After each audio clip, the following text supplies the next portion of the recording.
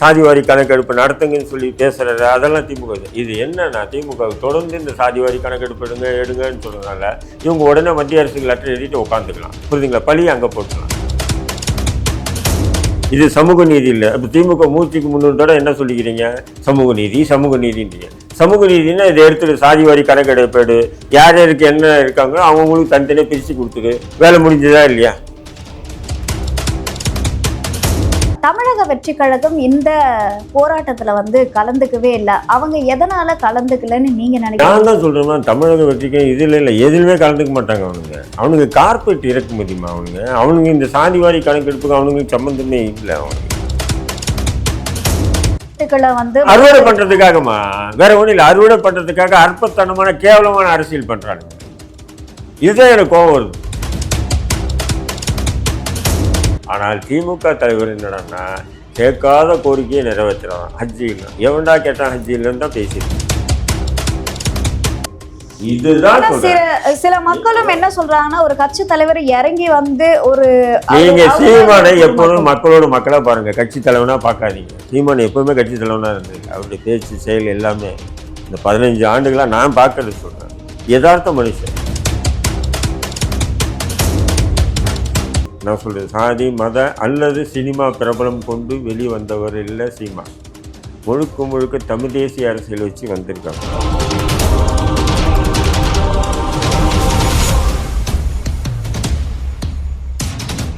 அரசியல் நகர்வு நேயர்களுக்கு வணக்கம். நான் உங்க தீபிகா. இன்று நிகழ்ச்சியின் சிறப்பு விருந்தினர் இந்திய தேசிய லீக் கட்சியின் மாநில தலைவர் தடா ரஹீம் அவர்கள். வணக்கம் சார். சார், பாமக சார்பா பாத்தீங்கன்னா சாதிவாரி கணக்கெடுப்பு நடத்தணும்னு சொல்லி ஆர்ப்பாட்டம் நடத்தியிருந்தாங்க. அந்த ஆர்ப்பாட்டத்துல நீங்களும் கலந்துகிட்டதை நாங்க பார்த்திருந்தோம். உங்களுக்கும் அந்த சாதிவாரி கணக்கெடுப்புக்கும் என்ன சம்பந்தம் சார்? சம்பந்தம் என்னன்னீங்கன்னா சம்பந்தம் இருக்கு. எப்படின்னா அமாவாசைக்கு அப்துல் காதருக்கு என்ன சம்பந்தம்னு சொல்லி நம்ம காமாட்சி நாயுடு அடிக்கடி கிண்டலா பேசியிருப்பார். ஆனால் அமாவாசையாக இருந்த அப்துல் காதர் ஆனான்ற விஷயம் அண்ணன் காமாட்சி நாயுடுக்கு தெரியாமல் இருந்திருக்கும். அதனால தான் அடிக்கடி அவர் பேசுவார். புரியுதுங்களா? உதாரணத்துக்கு அதேமாரி தான் சாதிவாரி கணக்கெடுப்புக்கும் முஸ்லீமுக்கு சம்பந்தமும் இருக்குன்னா இருக்குது. இப்போது தமிழ்நாட்டில் சாதிவாரி கணக்கெடுப்பு நடத்துனாங்கன்னா அப்போ இஸ்லாமியர்கள் எவ்வளோ விகிதாச்சாரம், கிறிஸ்தவர்கள் எவ்வளோ விகிதாச்சாரம்ன்றது அப்படியே தெரிஞ்சிடுமா இல்லையா? கண்டிப்பாக தெரியும் இல்லையா? இப்போ அந்த விஷயத்துக்காக அப்போ சாதிவாரி கணக்கெடுப்பு நடத்தக்கூடிய ஒரு பாமக நடத்தக்கூடிய ஒரு இதில் நான் போய் கலந்துக்கிறேன்னா இதுதான் காரணம். புரியுதுங்களா? ஏன் திமுக சாதிவாரி கணக்கெடுப்பை நடத்தாமல் காலம் தாழ்த்துதுன்னு சொன்னால், ஒரு கால சாதிவாரி கணக்கெடுப்பு நடத்தினா இப்போ ஒரே குடும்பத்தில் திமுக காலம் தாழ்த்துறாங்கன்றதை விட இது மத்திய அரசு தான் பண்ண மாட்டேங்கிறாங்கன்ற குற்றச்சாட்டு. மத்திய அரசுன்னு சொல்லி எல்லாத்தையும் மத்திய அரசுன்னு சொல்லி தட்டி கழிக்க முடியாது. ஏன்னு சொன்னா இப்போ பீகார்ல மத்திய அரசா கணக்கெடுத்து மாநில அரசு தானே எடுத்தது. ஆந்திராவில் மத்திய அரசு எடுத்தது மாநில அரசு தானே. ஏன் கர்நாடகாவில் காங்கிரஸ் கட்சி ஆண்டுகிட்டு இருக்கு, அங்கே மத்திய அரசு எடுத்து மாநில அரசு தானே எடுத்தது. ஏன் இந்திய கூட்டணியுடைய தலைவர், இந்திய கூட்டணி கட்சியினுடைய தலைவர் ராகுல் காந்தி அனைத்து மாநிலத்திலையும் சாதிவாரி கணக்கெடுப்பு நடத்துங்கன்னு சொல்லி பேசுறது அதெல்லாம் திமுக. இது என்னன்னா திமுக தொடர்ந்து இந்த சாதிவாரி கணக்கெடுப்பு எடுங்கன்னு சொல்றதுனால இவங்க உடனே மத்திய அரசுக்கு லெட்டர் எழுதிட்டு உட்காந்துக்கலாம். புரியுதுங்களா? பழி அங்கே போட்டுக்கலாம். இப்போ எஸ்ஐஆர்னு இப்போ கொண்டு வந்தாங்க இல்லையா? தேர்தல் ஆணையம் கொண்டு வந்த சிறப்பு வாக்காளர் பதிவு சீட்டம். அதை நீங்கள் எவ்வளோ வேகமாக 2 மாதத்தில் ஒரு மாதத்தில் எவ்வளோ வேகமாக முடிச்சிங்க இல்லையா? அப்போ நீங்கள் சாதிவாரி கணக்கெடுப்பு நடத்தணும்னா உங்களை முடியாத விஷயமா? கண்டிப்பாக முடியும். அப்போ நீங்கள் ஏன் தவிர்க்கிறீங்கன்னா, ஏன் திமுக தவிர்க்குதுன்னு சொன்னால் இது ஒரே ஒரு விஷயம் என்னென்னா, அதாவது ஒரு கால் சாதிவாரி கணக்கெடுப்பு நடத்திட்டாங்கன்னா இப்போ வன்னியர் எவ்வளோ, தலித்துகள் எவ்வளோ, அப்புறம் தேவர் சமூகம் எவ்வளோ, அப்புறம் நாடார் சமூகம் எவ்வளோ, பல்லர் சமூகம் எவ்வளோ, இப்படி எல்லா சமூகத்தினுடைய விகிதாச்சாரம் தெரிஞ்சிடுமா இல்லையா? அது முஸ்லீம் எவ்வளோ, கிறிஸ்தவம் எல்லாருமே தெரிஞ்சிட்டா ஒரே வீட்டில் இருந்து முதல்வரும் துணை முதல்வரும் 4-5 எம்பி ஆக முடியுமா? யார் வீட்டில் முதல்வர் துணை முதல்வர் 4-5 எம்பி யார் வீட்டில் இருக்காங்க? முதல்வர் வீட்டில் இருக்காங்களா இல்லையா? ஆக முடியுமா? ஆக முடியாது. அப்போ ஆக முடியாதுன்றதுக்காகத்தான் இவங்க என்ன பண்ணுறாங்கன்னா இந்த சாதிவாரி கணக்கெடுப்பு நடத்தாமல் காலம் தாழ்த்துது. ஏன் ஒரே வீட்டில் இவ்வளோதையும் வாங்கியிருக்காங்க சார். இப்போ இதில் இன்னொரு விஷயம் என்ன அப்படின்னா, மத்திய அரசு பார்த்தீங்கன்னா கிட்டத்தட்ட 11,000 கோடி ஒதுக்கியிருக்காங்க சாதிவாரி கணக்கெடுப்பு எடுக்கிறோம் அப்படின்னு சொல்லி. அப்படி இருக்கும்போது இப்போ இந்த ஆர்ப்பாட்டம் தேவையா? இல்லை, நான் சொல்கிறேன் மத்திய அரசு ஒதுக்கிச்சு ஒதுக்கலன்றது இல்லை. புரியுதுங்களா? இப்போ மாநில அரசு இது எடுக்குதா இல்லையா? ஏன் எடுக்கலை? எடுத்தீங்கன்னு சொன்னால் எல்லா சமூகம், நான் என்ன சொல்கிறேன், இப்போ வந்து குறைஞ்ச விகிதாச்சாரம் உள்ள ஒரு சமூகம் நிறைய அனுபவிக்கிறாங்க அந்த செல்வாக்கு, புரியுதுங்களா? கண்டிப்பா. அப்போ அது இன்னொரு பெரும்பாலும் நிறைய மக்கள் தொகை கொண்ட ஒரு சமூகம், அவங்களுக்கு அந்த வாய்ப்பு இல்லாமல் இருக்குது. அப்போ இது அநியாயம் தானே? இது சமூக நீதி இல்லை. இப்போ திமுக மூச்சுக்கு 300 தடவை என்ன சொல்லிக்கிறீங்க? சமூக நீதி சமூக நீதின்றீங்க. சமூக நீதினா இதை எடுத்துட்டு சாதி வாரி கணக்கெடுப்பேடு, யார் யாருக்கு என்ன இருக்காங்களோ அவங்களுக்கு தனித்தனியாக பிரித்து கொடுத்துரு, வேலை முடிஞ்சதா இல்லையா? இன்னொரு விஷயம் என்ன அப்படின்னா, இப்போ அன்புமணி அவர்கள் வந்து அனைத்து கட்சிக்குமே வந்து அழைப்பு விடுத்திருந்தார் கலந்துக்குங்க அப்படின்னு சொல்லி. திமுகவுக்கு வந்து அழைப்பு விடுக்கல அப்படின்ற மாதிரி தகவல் வெளியாந்தது. மாநில அரசு வந்து இதை பண்ண மாட்டாங்கன்றதுக்காக தான் அவங்களுக்கு எதிராக வந்து இந்த கூட்டத்தை கூட்டி. இல்லை, அதாவது எதிர்கட்சி ஸ்தானத்திலிருந்து தான் அன்புமணி அழைப்பு கொடுத்தாரு. திமுக அழைப்பு கொடுத்தாருன்னா எப்படி? நம்ம மது ஒழிப்பு மாநாடுன்னு சொல்லி திருமாவளவன் நடத்திட்டு முதல்வருக்கு போய் அழைப்பு கொடுத்தாரு, அதே போல் அழைப்பு கொடுக்க முடியுமா? முடியாது. எப்படி சொல்லுங்க, முடியுமா? முடியாது. இப்போ அதேமாரி இப்போ வந்து மது ஒழிப்புக்கு எதிராக நடைப்பயணம் போகிறேன்னு சொல்லிட்டு தமிழக முதல்வர்கிட்ட இப்போ அந்த என்னது அந்த நடைப்பயணத்தினுடைய அழைப்பு கொடுத்துட்டு வாழ்த்து தெரிவித்து வந்தார வைகோ அண்ணன், அதுமாரி அரசியல் தான் பார்க்க முடியும். ஏன்னா மது ஒழிக்கணும்னு சொன்னால் முதல்வர் ஒரு கையெழுத்து போட்டால் வேலை முடியுது இல்லையா? இதுல இன்னொரு விஷயம் என்ன அப்படின்னா, தமிழக வெற்றி கழகம் இந்த போராட்டத்துல வந்து கலந்துக்கவே இல்லை. அவங்க எதனால கலந்துக்கலன்னு நீங்க நினைக்கிறீங்க? நான் தான் சொல்றேன், தமிழக வெற்றிக்கு இதுல இல்லை, எதுலையுமே கலந்துக்க மாட்டாங்க அவனுங்க கார்பரேட் இறக்குமதிமா அவனுங்க இந்த சாதிவாரி கணக்கெடுப்புக்கு அவனுங்களுக்கு சம்மந்தமே இல்லை அவங்களுக்கு, புரியுதுங்களா? அவங்க இதை ஒரு பொருட்படுத்தவே மாட்டானுங்க. ஏன்னா அவனுங்க வந்து ஒரு கார்பரேட் இறக்குமதி. அப்போ கார்பரேட் இறக்குமதியின் போது இந்த மாதிரி ஒரு பிரச்சனைக்குள்ளாலாம் அவங்க போக மாட்டாங்க, ஆழமாக அழுத்தமாக போக மாட்டாங்க, மேலோட்டமான அரசியல் தான். அப்போது நான் அன்றைக்கே சொன்னேன், இவன் வரமாட்டானே அப்படின்னு. வரல பாருங்கள், போக மாட்டாங்க அவங்க. ஏன்னா அவங்க வந்து மக்களுக்கான அரசியலை முன்னெடுக்கல. அவங்க கார்பரேட் ஒரு திட்டமிடல். ஏன்னு சொன்னால் நீங்கள் பாருங்கள், விஜயுடைய மாநாடுகளாக இருக்கட்டும், பொதுக்கூட்டங்களாக இருக்கட்டும், எல்லாம் பார்த்தீங்கன்னா எல்லாமே வந்து நேச்சுரலாக எதுவுமே இல்லை பாருங்கள், எல்லாம் சினிமாத்துவம் கலந்துருக்கு பாருங்கள், புரியுதுங்களா உங்களுக்கு? அப்போ அந்த சினிமாத்துவம் கலந்து இருக்கக்கூடிய ஒரு நிகழ்ச்சிகள் தொடர்ந்து எல்லா இடத்துலையும் அப்படி தான். அப்படி இருக்கும்போது அப்போது அவங்களுக்கு வந்து சாதிவாரி கணக்கெடுப்பு என்னன்னு தெரியும்? விஜய்க்கே தெரியாது. இப்போ சாதிவாரி கணக்கெடுப்புனா என்னன்னே தெரியாம வந்து இருக்காங்க அப்படின்னு சொல்லி. உண்மைதான், விஜய்க்கு தெரியாது. தெரிஞ்சாலும் அவங்க வரமாட்டாங்க. ஏன்னா அவங்க கார்பரேட் இறக்குமதி. கார்பரேட் என்ன சொல்லுதோ அது போன்ற அரசியல் தான் அவங்க முன்னெடுக்கணும்னு பார்க்குறாங்க, மற்றபடி ஒன்றுமே.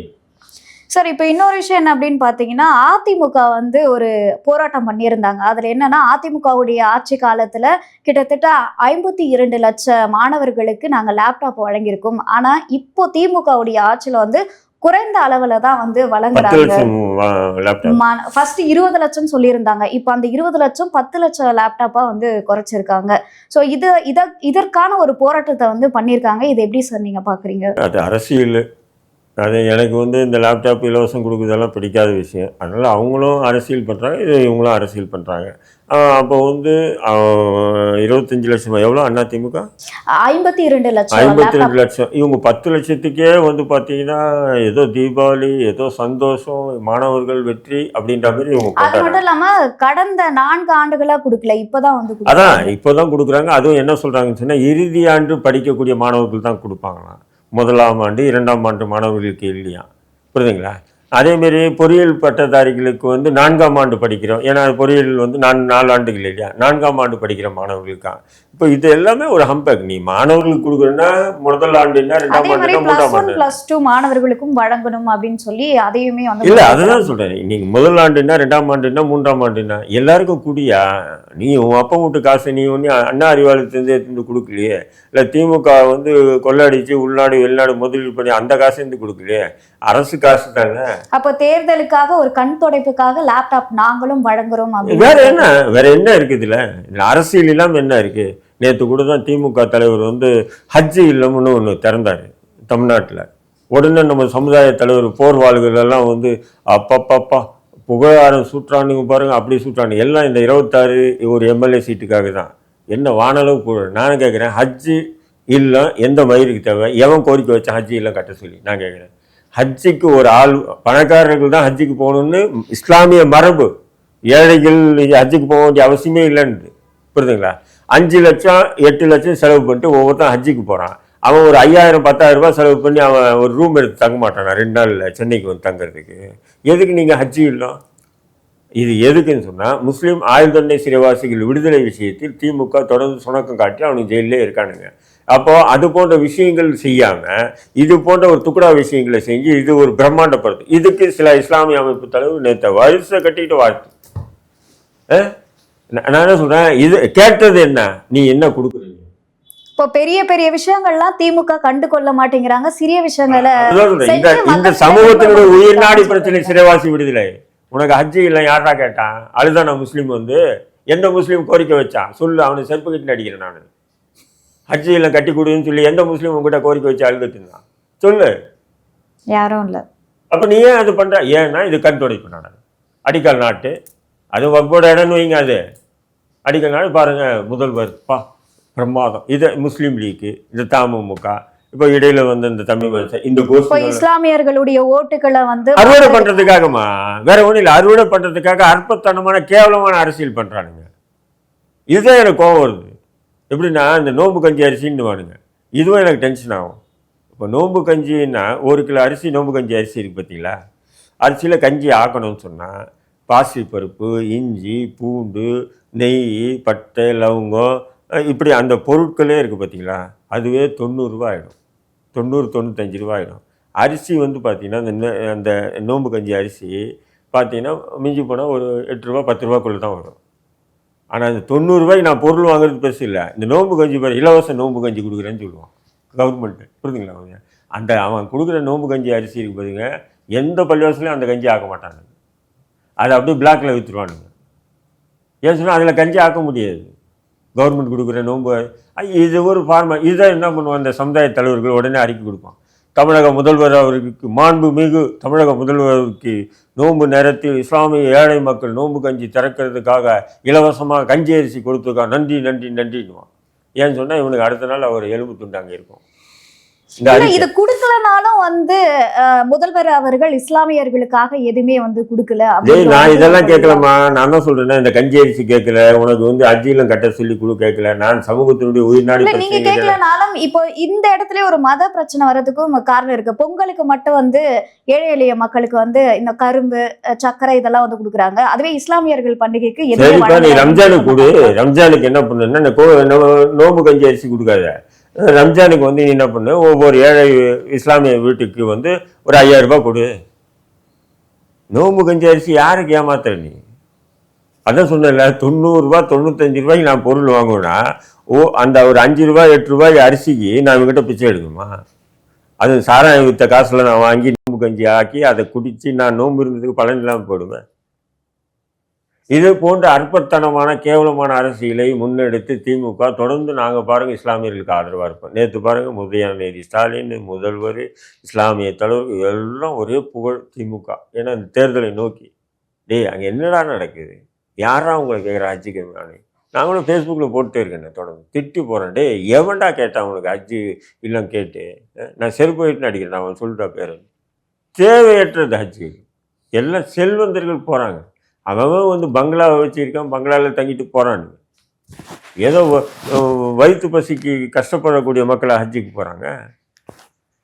சொல்லுங்கள், வயிற்று பசிக்கு கஷ்டப்படுறவங்க போகிறாங்கன்னா அவங்க சென்னையில் வந்து அவங்க ஹஜ்ஜுக்கு போகணும். சென்னைக்கு வந்து ஏர்போர்ட்டில் வந்து தங்க முடியாது, இல்லை ரயில்வே ஸ்டேஷனில் தங்க முடியாது, அவங்களால பொருளாதாரம் வந்து லாட்ஜ் எடுத்து தங்க முடியாது, ரொம்ப கஷ்டப்படுவாங்கன்னு சொல்லலாம். 5 லட்சம் 8 லட்சம் ஒவ்வொருத்தரும் செலவு பண்ணிட்டு போகிறான். அவன் வந்து ஒரு 10,000 இல்லை 50,000 ரூபாயில் பெரிய ரூம் எடுத்து தங்கிட்டு போகலாம. யாரும் இந்த கோரிக்கை வைக்காத நீங்கள் செய்கிறீங்கன்னா அப்போ தெரிஞ்சுங்க இந்த கோரிக்கை விளம்பரத்துக்காக. இதுதான் இன்னைக்கு சாதிவாரி கணக்கெடுப்புலேயும் நான் சொன்னேன். நான் இங்கே வந்து அரசியல் முரண் உள்ள கட்சிகள் இங்கே வந்து இருந்தாலும் நான் ஏன் வந்தேன்னு சொன்னால் இதுக்காக தான் வந்தேன் அப்படின்னு சொல்லிட்டு தான் இன்றைக்கி சாதிவாரி கணக்கெடுப்பு விஷயத்தில் முதல்வர்களிடம் நாங்கள் வைக்கக்கூடிய கோரிக்கை தொடர்ந்து இஸ்லாமிய சிறைவாசிகள் விடுதலை. ஆனால் திமுக தலைவர் என்னடான்னா கேட்காத கோரிக்கையை நிறைவேற்றுறான். ஹஜ்ஜி இல்லை, எவன்டா கேட்டான் ஹஜ்ஜி இல்லைன்னு தான் பேசியிருப்பேன் நீங்கள். நான் அப்போது இது முஸ்லீம்களை ஏமாற்றத்துக்கு உண்டான ஒரு சூழ்ச்சிகரமான அரசியல் திமுக முன்னெடுக்குது. இதை பேசினா உடனே என்ன பண்ணுவீங்க?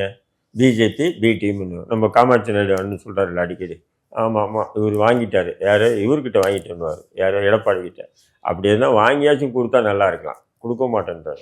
சார் சமீபத்தில் வந்து கடலூர்ல வந்து சீமான் அவர்கள் போகும்போது திமுக நிர்வாகி ஒருத்தர் வந்து வண்டியை மறைச்சு ஆவேசமா பேசினதாகவும் சொல்லப்பட்டது. அதுல இப்போ வந்து சீமான் அவர்கள் மீது வழக்கு போடப்பட்டதா ஒரு தகவல் வந்து சரி, இப்போ முதல்வர் இருக்காரு, சரி முதல்வர் விடுங்க, உதயநிதி ஸ்டாலின் இருக்காரு, சரி உதயநிதி ஸ்டாலின் விடுங்க, துணை முதல்வர் கனிமொழி இருக்காங்க, சரி கனிமொழியை விடுங்க, இல்லை ஆர் ஆசாவோ யாரோ ஒருத்தர் இப்படி காரில் போகும்போது எனக்கு முழுக்க நம்ம திமுக திட்டுறேன்னு சொல்லி அவங்கள திட்டா அவங்க கம்முன்னு இருப்பாங்களா? சைலண்டா இருக்க மாட்டாங்க. இருந்தாலும் அவங்க மீது வந்து வழக்கு போடுறது அந்த மாதிரி. நான் அதை தான் சொல்றேன், யாருமே அப்போ சீமான் கார்ல இறங்கும்போது கண்ணமுன்னான்னு பேசுறாப்புல, குடிச்சு திமுகவுடைய நகர செயலாளர் ஏதோ ஒருத்தன் பேசுறாப்புல. அப்போ என்ன பண்ணாங்க, கூட இருப்பது சீமானை 2 தட்டு போடா, குடிச்சிட்டு வந்து பேசாதா அப்படின்றாப்புல. உடனே வழக்கு பதிவு. அவர் வந்து மாநாட்டுக்கு தான் அங்க போயிருந்திருக்காரு. அங்க போலீசார்லாம் வந்து நிறைய பேர் இருந்திருப்பாங்க. உடனடியா வந்து போலீசாருக்கு தகவல் தெரிவிக்காம இவர் ஏன் போய் இறங்கி நின்று அடிக்கணும் அப்படின்னு ஒரு கேள்வி எழுப்புது. கொலை பண்ண வந்தான்னா செத்துருச்சு, அதுக்கப்புறம் போலீஸ் வரட்டும் நியாயம் வழங்குன்னு சொல்லிட்டாரு. இல்ல அவர் வந்து ஆவேசமா பேசிட்டு இருந்தாரு. நான் ஒரே வார்த்தை சொல்றேன், தற்காப்பு, அதாவது தற்காப்புன்னு இந்திய அரசியல் சட்டம் ஒவ்வொரு தனி மனிதனுக்கும் வாங்கி. அப்ப அவர் நான் இருக்கேன், இல்ல நான் இருக்கேன், இப்போ என்னை தாக்க ஒருத்தன் வரான்னு சொன்னா போலீஸ் வரட்டுன்னு என்ன அடிக்கிட்டேன்னு உட்காந்துருக்கு. சார் அவர் பேசதாங்க செஞ்சிருக்காரு, அடிக்க வர இல்ல. அதுதான் சொல்லி என்ன பண்றாரு, போடான்னு சொல்லி போகாம தேவையில்லாம வன்முறையை பேசுறான். அப்ப வேற பசங்க வந்து சீமான் மீது பாசமுள்ள பசங்க எவனோ வந்து வன்முறையில் ஈடுபட்டு எதனா மண்டைகிண்ட அடிச்சு உடச்சிட்டு போறாங்கன்னு அவரா ஒரு தட்டி போடா குடிகார நாய் அப்படின்னு துரத்துறாரு. என்ன தப்பு? உடனே ஒரு சீமான் மீது வழக்கு பதிவு. சரி, நாளைக்கு முதல்வர் போறாரு, 4 பேரை ரெடி பண்ணி விட்டு இப்படி கத்த சொன்னா போலீஸ் வழக்கு போடாதா? அவனை குமுறி எடுக்காதா? கொஞ்சுவாங்களா அவங்க? திமுக உடனெல்லாம் வந்து 4 பேரை பாராட்டுவாங்களா? இதுதான் சில மக்களும் என்ன சொல்றாங்கன்னா, ஒரு கட்சி தலைவர் இறங்கி வந்து ஒரு நீங்க சீமானை எப்போதும் மக்களா பாருங்க, கட்சி தலைவனா பார்க்காதீங்க. சீமான் எப்பவுமே கட்சி தலைவனா இருந்ததில்லை. அவருடைய பேச்சு செயல் எல்லாமே இந்த 15 ஆண்டுகளா நான் பார்க்கறது சொல்றேன், யதார்த்த மனுஷன். நான் அதான் சொல்லுவேன், உள்ள ஒன்றும் வெளியே வச்சு பேசுறது இல்லை. எதிர்த்தாலும் சரி நேரடியாக எதிர்பார்ப்பில், ஆதரித்தாலும் நேரடியாக ஆதரிப்பாப்பில், வாழ்த்தினாலும் நேரடியாக வாழ்த்துவாப்பில், எதிர்த்தாலும் நேரடியாக ஒரு சாதாரணமான நபராக தான் நான் சீமானை பார்க்குறேன். அப்போ அவர் வந்து எப்படின்னா எவனோ ஒருத்தர் பேசுகிற பசங்களை வச்சுன்னு வண்டிக்குள்ளே உட்காந்து ஒழிஞ்சிக்கிற அளவுக்கு திமுக காரன் இல்லை சீமான், மனசில் வச்சு. விஜய் அவர்கள் வந்து ஈரோடு பொதுக்கூட்டத்திற்காக வந்து இதை எப்படி சார் பார்க்குறீங்க? யார் சொல்லியிருக்கா? போலீஸா? செங்கோட்டையன் அவர்கள் சொல்லியிருந்தாரு, புசியானந்த் அவர்கள் வந்து. செங்கோட்டையனுக்கு ஒன்றும் தெரியாது, புசியானந்துக்கு ஒன்றும் தெரியாது. இல்லை, செங்கோட்டையன் அவர்கள் வந்து ஒரு மூத்த அரசியல்வாதி இல்லையா? அது அதிமுகவில் இருக்குது. அதிமுகவில் இருந்து கிளம்பிட்டாங்கன்னா இது பீஸ் பண்ண பொறுப்பு தான். அதெல்லாம் ரிட்டர்ன் டிக்கெட் மாதிரி 70 வயசுக்கு மேலே ஆயிடுச்சு. இப்போ இந்த நேரத்தில் அதிமுக விட்டு விலகிட்டாரு. இப்போ அவர் ஒரு தனி கட்சி ஆரம்பிக்கிச்சா அவர் கூட காக்கா கூட அவர் நிழல் கூட அவர் பின்னாடி போக முடியாது. நல்ல மனுஷன், அது வேறு விஷயம். கேள்விப்பட்டது நல்ல மனுஷன், புரியுதுங்களா? நல்ல மனுஷன் பின்னாடி மக்கள் போகிறாங்களா இல்லையா? அப்படி பார்த்தீங்கன்னு சொன்னால் அண்ணாவுக்கு பிறகு வந்து நெடுஞ்செழியன் பின்னாடி தான் திமுக போயிருக்கணும், நல்லவர், புரியுதுங்களா? ஆனால் அயோக்கியம் கருணாநிதி பின்னாடி ஏன் அவ்வளோ கூட்டம் போயிடுச்சு, திமுக போயிடுச்சு தலைமை. அதுதான் ஒரு யதார்த்தம். அது மட்டும் இல்லாம அவர் இன்னொரு விஷயம் என்ன சொல்லியிருக்காருன்னா, அதிமுகவுல இருந்து நிறைய பேர் தமிழக வெற்றி கழகத்துக்கு வருவாங்க அப்படின்னா ரிட்டர்ட் கேஸ் போக வாய்ப்பு இருக்கு. இப்போ எடப்பாடி எடுத்துங்க, ஒரு கடந்தெடுத்த ஒரு அரசியல். ஏன்னா அவர் சாதாரணமாக நான் பார்க்கல எடப்பாடியை. முதல்ல அவர் கட்சிக்கு அந்த முதல்வர் ஆகும்போது யார் இவரை போய் முதல்வர் ஆக்கியிருக்காங்கன்னு தான் பார்த்தேன். பட் அவருடைய நடவடிக்கைகள் செயல்கள் எல்லாம் பார்க்கும்போது அவர் வந்து பயங்கரமான ஒரு அரசியல் நபர். இப்போ உண்மையிலே செங்கோட்டையங்கிட்ட ஒரு பலம் இருந்ததுன்னா, மக்கள் பலம் இருந்ததுன்னா அவரை கழட்டி விடுவாரா? கண்டிப்பாக விட மாட்டாங்க. ஏன்னா அரசியல்வாதி கழட்டி விட மாட்டான் இல்லைங்களா? அப்போது போனால் போட்டோன்னா அப்போது வேஸ்ட்டு பீஸு கழிச்சு விடுவோம் தான் கழிச்சு விடுவோம். ஓபிஎஸ் ஏன் கழட்டி விட்டார்? அதுதான் காரணம். செங்கோட்டையன் ஏன் கழட்டி விட்டார்? அதுதான் காரணம். அப்படி பலம் நீங்கள் சொல்கிற மாதிரி உண்மையிலே அந்த தொகுதியோ இல்லை அந்த கொங்கு மண்டலத்தில் ஒரு பலம் செங்கோட்டையனுக்கு இருந்திருந்தால் அவர் கழட்டியே விட்டுருக்க மாட்டாப்புல. அவர் என்ன கேட்குறாரோ எதிர்பார்க்குறதோட அதிகமாக கொடுத்து அவரை தக்க வச்சுக்க பார்த்துக்குவார். உண்மையில இல்லையா? இது சாதாரணமான எங்களை போன்ற கட்சி நிர்வாகிகளை நாங்கள் அப்படி தான் பண்ணுவோம். ஒன்றில்னா போட்டுடான்னுவோம், கொஞ்சம் பலம் இருந்தால் அவனை பார்த்துங்க பேசுங்க, போயிடக்கூடாது அப்படின்றது பார்ப்பாங்க. அப்போது ஒரு கடந்தெடுத்த 100% உள்ள ஒரு அரசியல்வாதி இவர் எடப்பாடி. அவர் எப்படி கழட்டி விடுவார்? இப்போ கழட்டி விட்டாருன்னா வேலை இல்லைன்னு அப்ப அர்த்தம். அவருக்கு எந்த ஒரு மவுசும் இல்லைன்றதுக்காக சரி போனா சொல்லிட்டேன், போட்டோம். பீஸ் போன பல்புன்னு சொல்லி இலகுவா சொல்லிட்டேன் நான். அதனால இனி அதிமுகலேருந்து யாருன்னா அங்கே போகிறாங்கன்னா அதில் பீஸ் போன பல்புகள் போவாங்க. சார் இப்போ ஓபிஎஸ் அவர்கள் வந்து ஏதோ கட்சி ஆரம்பிச்சிருக்கிறதாகவும் அதை 23ஆம் தேதி அந்த கட்சியோட பேர் என்னன்னு அறிவிக்க போறதாகவும் ஒரு ஏங்க தகவல். அண்ணா திமுக அந்த ஆள்கிட்ட தான் ஒருங்கிணைப்பாளர் அவர் தான். அதையே அவரால் காப்பாற்ற முடியல. இவர் புதுசாக ஒரு கட்சி ஆரம்பிச்சு என்ன இது? இல்ல இந்த விஷயம் வந்து உண்மைன்னு நீங்க நினைக்கிறீங்களா? இல்ல அதை தான் சொல்றேன். அதிமுக ஒருங்கிணைப்பாளர் எடப்பாடி வச்சு இணை ஒருங்கிணைப்பாளர். ஏன்னா ஆல்ரெடி அவர் சொல்லியிருந்தாரு இந்த மாதிரி வந்து ஒரு ஓபிஎஸ் பின்னாடி வந்து ஒரு அணி வந்து உருவாக போகுது, அந்த அணி தலைமையில கூட்டணி எல்லாம் வந்து கூட ஒரு வரும் 2 அப்படின்னு பேர் சொல்லி. இருந்தாங்க. அந்த 2 பேர் கூட போயிட்டாங்க. யார் மனோஜ் பாண்டியன் ஒன்று, இன்னொருத்தர் அவங்களும் கழட்டி விட்டு போயிட்டாங்க. ஒருத்தர் திமுக சேர்ந்துட்டு இன்னொருத்தர் எங்கேயோ போயிட்டாரு. அதையே அவங்க தக்க வைக்க முடியல. அவங்க எப்படி உங்களுக்கு என்டர்டெயின்மெண்ட், அதாவது செய்தியாளர்களுக்கு வந்து தலைப்புச் செய்திக்கு கூட அடிக்கடி ஒரு தனி கட்சி ஆரம்பிக்கிறாரு. கட்சி பேர் இது கொஞ்ச நாள் ஓடுமே தவிர வேலைக்கு ஆகாது. ஏன்னா அதிமுக ஒரு கையில் இருந்தது. ஒருவேளை அவர் கட்சி ஆரம்பிக்கப்பட்டால் யாருடன் கூட்டணி செல்வார்னு நீங்க நினைக்கிறீங்க? விஜய் அவர்கள் கூடவா, இல்லைன்னா வந்து திமுக அந்த மாதிரியான கட்சிகள் கூட போவாரா? நோட்டோ கூட போட்டி போடுவார் கூட்டணி வச்சு. நோட்டா. சார் இப்போ வந்து திமுக என்ன சொல்றாங்க அப்படின்னா, உங்க மீது பல்வேறு விமர்சனங்கள் இருக்கு, இந்த தடவை நீங்க 2026ல வரமாட்டீங்கன்னு பல்வேறு கருத்துக்கள் வரும் பொழுது அவங்க அதெல்லாம் ஒன்றும் கிடையாது, கடைசி நேரத்துல எங்களுக்கு தான் ஓட்டு போடுவாங்க அப்படின்னு ரொம்ப கான்ஃபிடென்ட்டா இருக்காங்க. எதனால இவ்வளோ கான்ஃபிடென்ட்டா இருக்காங்கன்னு நினைக்கிறீங்க? ஏமாத்துற வித்தை திமுகவுக்கு தவிர வேற யாருக்கும் தெரியாது. உண்மையில ஏமாத்துற அந்த சூழ்ச்சிகரமான அரசியல் திமுகவை தவிர வேறு யாருக்குமே தெரியாது. அதான் சொன்னேன் இல்லையா இப்போ இதுக்கு முன்னாடி, சிறைவாசி விடுதலை கோரிக்கை இந்த சமூகம் வைக்கிது, அதை கேட்கல. சமூகத்தினுடைய எந்த பிரதிநிதியும் வைக்காத கோரிக்கை அஜிக் இல்லை அதுக்கு அடிக்கல் நாட்டுறாங்க, சீன் போடுறாங்களா இல்லையா? அப்போது இதுதான் திமுகவுக்கும் சரி, திமுகவை சார்ந்து உள்ளவங்களுக்கும் சரி, எப்படி இந்த முஸ்லீம்களை ஏமாற்றணும்னு சொல்லி பிஹெச்டி முடிச்சிருக்காங்க. சாதாரணது இல்லை. ஆனால் பண்ணுறதெல்லாம் முஸ்லீம்களுக்கு துரோகங்கள், முஸ்லீம்களுக்கு எதிரான செயல்பாடு.